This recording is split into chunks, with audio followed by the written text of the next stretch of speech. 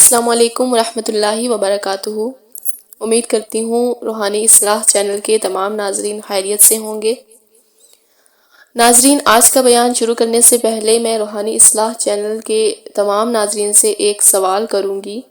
جو بہن یا بھائی کمنٹ میں مجھے سوال کا جواب درست دیں گے، اگلی ویڈیو میں ان کے نام اناؤنس کیے جائیں گے۔ تو سب ناظرین سے گزارش ہے کہ اپنے اپنے ذہن کو استعمال کرتے ہوئے سوال کا جواب کمنٹ میں مینشن کر دیں۔ سوال اسلامک ہسٹری پر ہوگا۔ اس کا فائدہ یہ ہے کہ آپ کے اسلامک نالج میں بھی اضافہ ہوگا۔ تو ناظرین، آج کا سوال یہ ہے کہ حضرت آدم علیہ السلام کی وفات کے وقت ان کی عمر مبارک کتنی تھی؟ آپ نے صرف ایک ورڈ میں جواب لکھ کر کمنٹ میں مینشن کر دینا ہے۔ جتنے لوگوں کا جواب درست ہوگا اگلی ویڈیو میں ان کے نام بتائے جائیں گے۔ تو چلتے ہیں اب آج کے موضوع کی طرف۔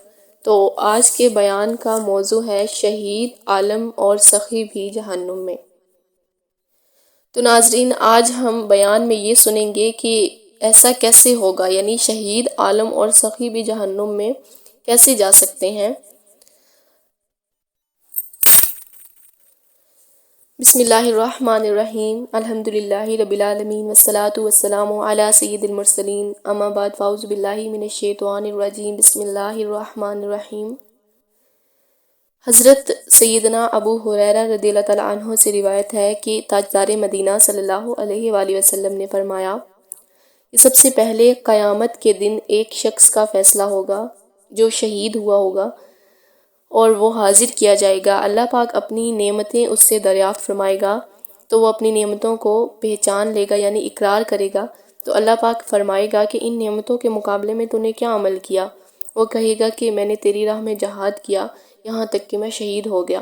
تو اللہ فرمائے گا کہ تو جھوٹا ہے، تو نے جہاد اس لیے کیا کہ لوگ تجھے بہادر کہیں، سو لوگوں نے کہہ لیا۔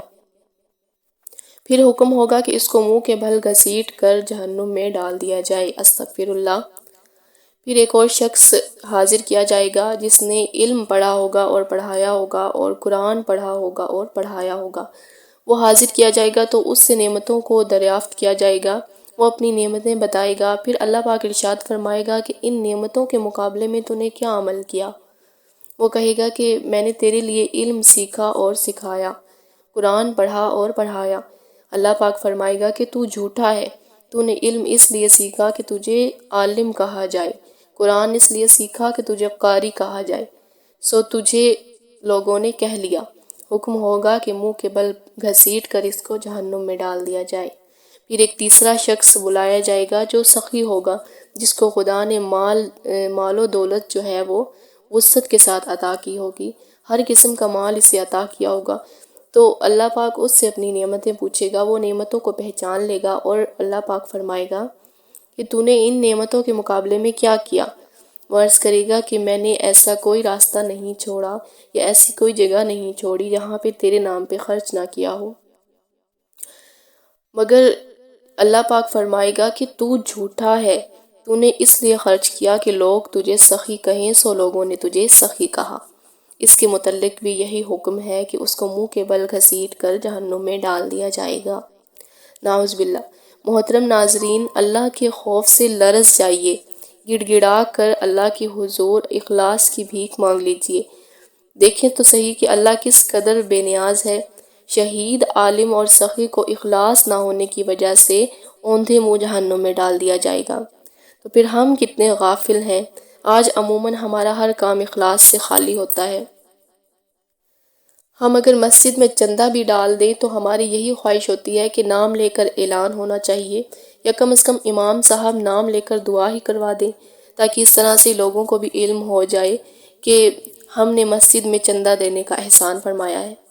یاد رکھیے کہ حضور اکرم صلی اللہ علیہ وآلہ وسلم نے ارشاد فرمایا ہے کہ عرش کے سائے کے نیچے وہی ہوگا جس نے دائیں ہاتھ سے صدقہ دیا ہوگا اور اس کے بائیں ہاتھ تک کو خبر نہ ہوئی ہو۔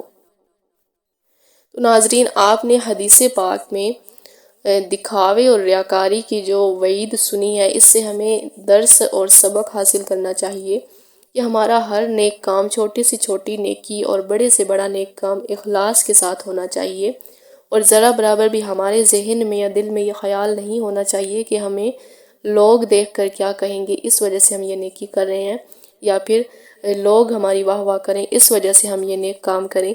تو چاہے چھوٹا ہی کام کیوں نہ ہو، نیک کام، مگر اگر صرف ہم اللہ کی خالص رضا کے لیے وہ کام کریں تو اللہ ہمیں اس سے 700 گنا بڑھا کر بھی عطا کر سکتا ہے، جتنا چاہے، کیونکہ اللہ پاک وسعت والا ہے۔ تو کوشش کرنی چاہیے کہ ہمارا ہر کام اخلاص پر مبنی ہو اور دکھاوے سے خالی ہو۔ اللہ تعالیٰ سے یہی دعا ہے کہ ہمیں ان لوگوں میں شامل نہ فرمائے جو لوگ دکھاوا کر کے اپنی تمام نیکیاں ضائع کر دیتے ہیں۔